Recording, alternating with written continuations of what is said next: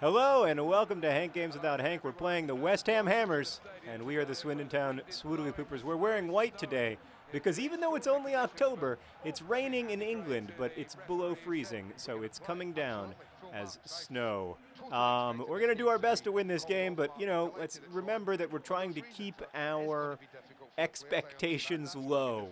And Scott McBeanie is our referee, so that's something. They've got a green playing in goal. That never bodes well for us.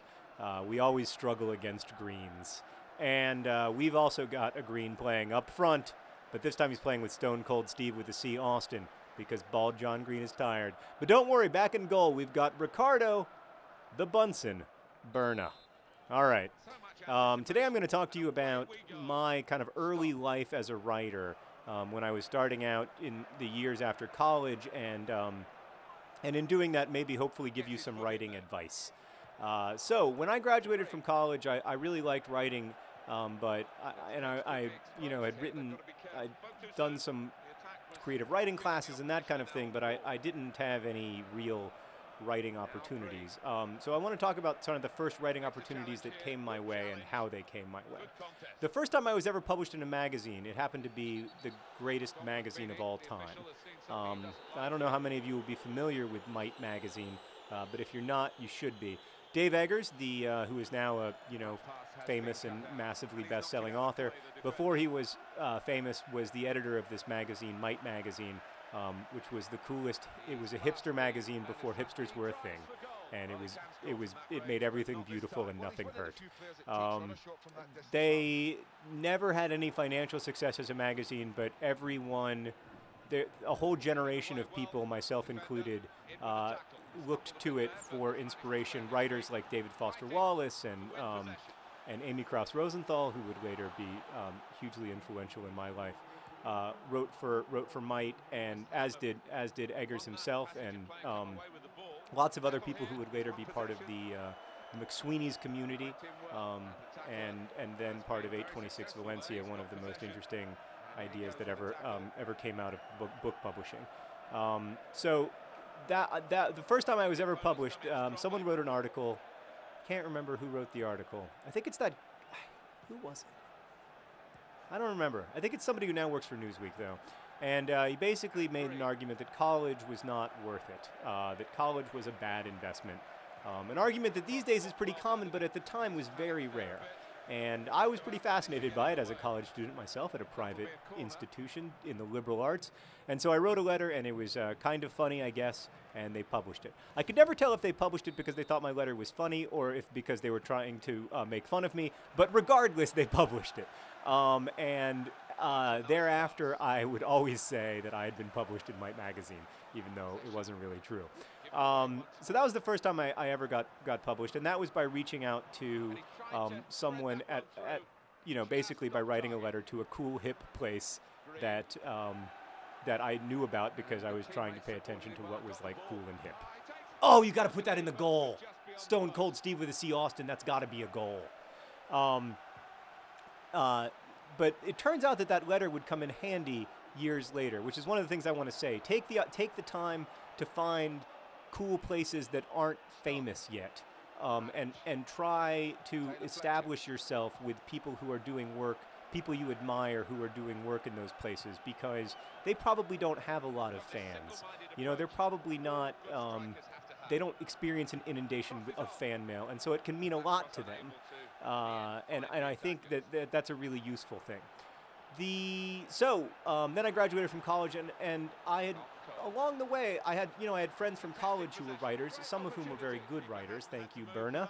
And one of those friends introduced me to a web magazine, which used to be a big thing, called Knot Mag, KNOT Mag. And I started talking to the editor of that magazine online, and she invited me to try to write for them. And I did. I wrote several pieces for them. Hank ended up writing a column for them when he was still in college. And I really enjoyed that. And also, while I was there, I got to know several talented writers who also wrote for that magazine, including Will Leach, who's now a former editor of Deadspin and now an author of books. He's written novels and nonfiction books. He's a very, very good writer. And also Claire Zulke, a Chicago writer who runs Zulke.com and had a novel out with Penguin called An Off Year. The Off Year? I can't remember. Anyways, a really good book, even though I can't remember the title of it. And a bunch of other writers who also A.J. Delorio and other people who later went on to great successes. And writing with them was really helpful because I was writing with a group of people who were talented, but very, very hungry, very, very ambitious. And as they grew and as they found opportunities, we were sort of able to help each other. Another thing that happened early on in the years after college and the months after college was I met, it's 0-0 here at halftime. One of my high school friends helped start a magazine called Mental Floss. It's a trivia magazine that also now has a popular online presence and a really popular website, great Twitter feed. There's a lot to love about Mental Floss. But when Mental Floss was first starting out, I mean, even in their first 3 or 4 issues, they reached out to me, and I wrote an early cover story for them about saints and sinners, and that was the first time that I think that was the first time I ever got paid to write anything, really. And that was really, really exciting, both because I was working with a great editor and because for the first time I was, like in a magazine that had actual readers. And that was when I caught the bug for, wanting to be read. So I worked with Mental Floss quite a lot in the first months after college, and that opportunity came about because of someone that I knew from high school who had read some of my writing online and thought that it was good and wanted to give me this chance. And there will always be people from your high school or from your college or whatever who are doing things that are interesting that you want to be involved in. The key is showing those people that you have talent and ability. And that's where I think blogging and writing for nonprofit magazines and that kind of thing, that's where that stuff comes in for me. Not a great free kick there from Stone Cold Steve with the C. Austin. Probably should just stop trying to score on free kicks because it's clearly never going to happen.